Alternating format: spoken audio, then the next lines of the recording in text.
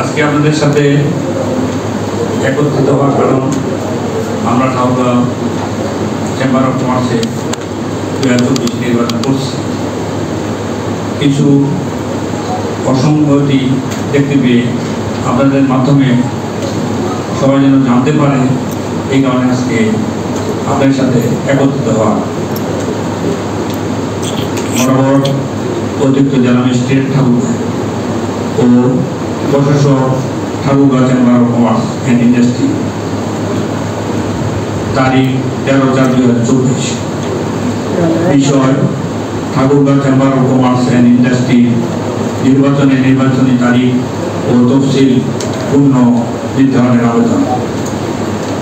জনাব এই যে ঠাকুরগাঁও চেম্বার অফ কমার্স নামক প্রতিষ্ঠানটি একটি ঐতিহ্যবাহী প্রতিষ্ঠান এবং ঠাকুরগাঁও জেলার ব্যবসায়ীগণের অহংকার, আত্মসম্মান ও সমৃদ্ধির একটি পবিত্র স্থান।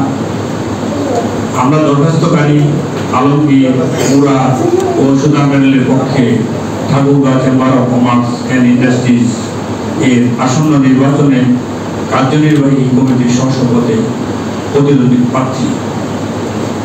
আমরা নির্বাচনী তফসিল পরবর্তীতে আসন্ন নির্বাচনে অংশগ্রহণে নিমিত্ত মনস্থ হইয়া নির্বাচনের প্রচার কার্য চালাইবাকালে নির্বাচনের ভোটার তালিকা মোতাবেক ভোটারগণকে খুঁজিতে গেলে দেখিতে পাই যে কোনো ভোটার সেলুনের কারিগর, পরিচ্ছন্নতা কর্মী, দিনমজুর, কাঠ মিস্ত্রি, ইলেকট্রিক মিস্ত্রি, রং মিস্ত্রি, হিমাগার ও জুট মিলের শ্রমিক ও কর্মচারী রইয়াছে। উক্ত ভোটারগণের কিছু তালিকা ভিন্ন ভাষায় আপনার অবগতির জন্য সংযুক্তি প্রদান করা হইল।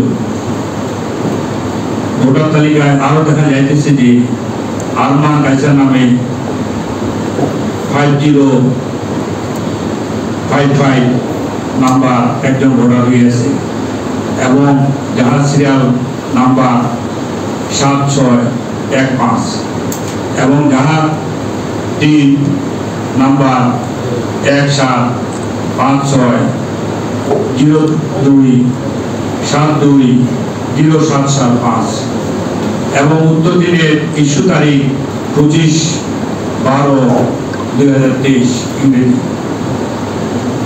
এবং মোহাম্মদ মেহেদি হাসান যাহার 3 নাম্বার 859750185255 1/2024 যাহার ভোটার তালিকা নাম্বার 5114 এবং ভোটার সিরিয়াল নাম্বার 7674 কিন্তু খসড়া ভোটার তালিকা প্রকাশ গত 19/12/2023 তারিখে।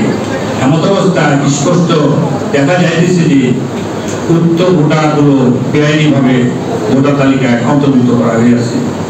আমাদের মোট ভোটার সংখ্যা 5338, আবার বলি 5338 হইতেছে। উক্ত ভোটার সংখ্যার মধ্যে আরো অনেকটি সার্টিফিকেট ছাড়া ভোটার রয়েছে। সময়ের অভাবের কারণে তাদের তালিকা সংযুক্তি করা গেল না। যারা আইন মোতাবেক ভোটার তালিকা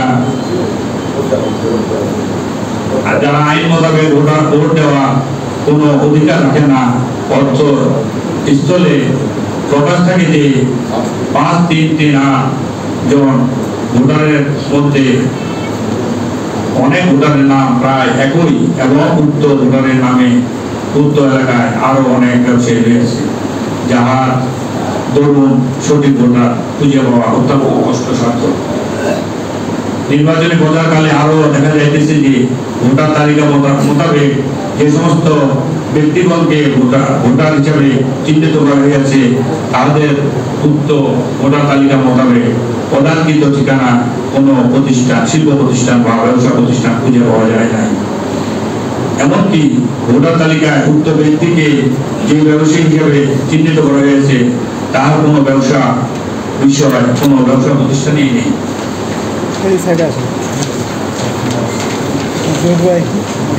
এমত অবস্থায় ভোটার তালিকা ছবি সংযুক্ত হইলে উত্তর সমস্যাগুলো সমাধান করা সহজ হইত।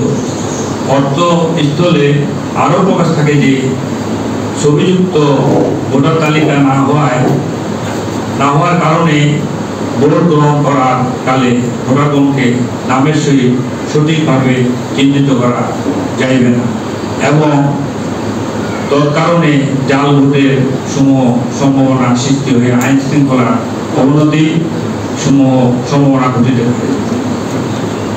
প্রকাশিত ভোটার তালিকা মোতাবেক নির্বাচনী প্রচারকালে মারাত্মকভাবে ক্ষতি ও হয়রানির সম্মুখীন হইতেছি। আমরা সত্ত্বেও নির্বাচনী প্রচারণার কার্য চালাইয়া যাইতেছি, কিন্তু রোজা পরবর্তী ঈদ উল ফিতর ও পয়লা বৈশাখের মাঝে উত্তরূপ অসংগঠিত, অস্পষ্ট, দুর্বোধ্য ভোটার তালিকার মাধ্যমে নির্বাচন করা একেবারেই কষ্টসাধ্য হইয়া পড়িয়াছে। নির্বাচনে নির্ধারিত দিনটি অর্থাৎ 16/4/2024 ইংরেজি তারিখ মুসলিমদের প্রধান ধর্মীয় উৎসব ও পয়লা বৈশাখ। এর পরবর্তী কয়েকদিন ধারাবাহিক পারিবারিক ও সামাজিক অনেক অনুষ্ঠান চলমান থাকায় 5,338 জন অর্থাৎ 5,338 জন ভোটারদের ভোটের দিনে উপস্থিত হয়ে ভোট প্রদান চরমভাবে বাধাগ্রস্ত হয়। যার দরুন নির্বাচনী তারিখ পুনর্নির্ধারণ সাপেক্ষে একটি স্বচ্ছ তদন্তের মাধ্যমে আইন মোতাবেক ভোটারগণের ব্যবসায়িক মর্যাদা ও কর্মস্থল যাচাইপূর্বক ছবিযুক্ত সুষ্ঠু, স্বচ্ছ ও সঠিক ঠিকানা সম্বলিত ভোটার তালিকা ও আইডি কার্ড তৈরি একান্ত আবশ্যক হইতেছে। অন্যথায় নির্বাচনী বোর্ড সহ প্রশাসক মহোদয় ও Tripura chamber of commerce and industry এর সদস্যগণের ভাবমূর্তি মারাত্মকভাবে ক্ষতিগ্রস্ত হইবে। আমরা আশঙ্কা করতেছি যে এমন অবস্থায় নির্বাচন হলে নির্বাচন পরবর্তী আইনি জটিলতা সৃষ্টি হতে পারে, যাহা কোনোভাবেই কাম্য নয়।